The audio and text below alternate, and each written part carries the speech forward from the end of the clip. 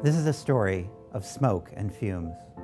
It's the story of how the world's most powerful industry used science, communications, and consumer psychology to shape the public debate over climate change. And it begins earlier, decades earlier, than anyone recognized. In 1968, a report commissioned by the oil industry detailed rising levels of CO2 in the atmosphere and warned industry leaders of potentially catastrophic climate risks: melting ice caps, rising sea levels, impacts to fisheries and agriculture, and environmental impacts on a global scale. The report noted uncertainties, but acknowledged that the basic science of climate change was sound and that fossil fuels were the most likely source of rising CO2 levels in the atmosphere. More importantly, it recognized that the most important remaining uncertainties were technological. How would we respond, and how would we modify our technology to reduce emissions?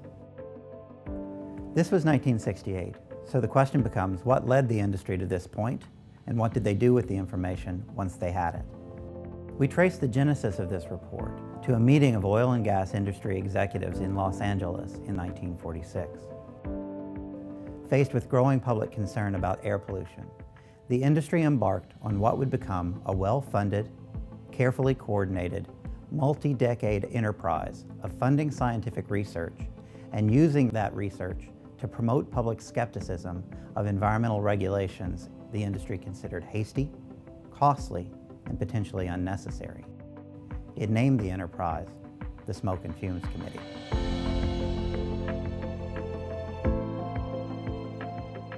In the ensuing decades, the industry funded massive levels of research into an array of air pollution issues.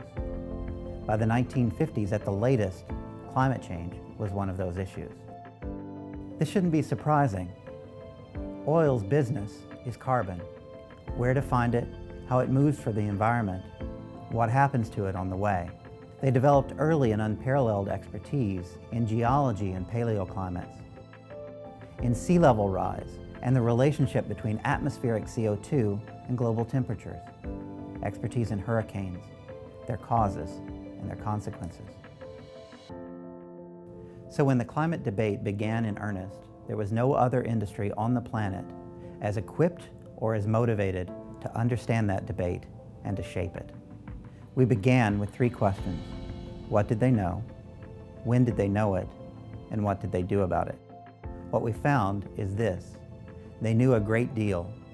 They knew it much earlier than widely recognized.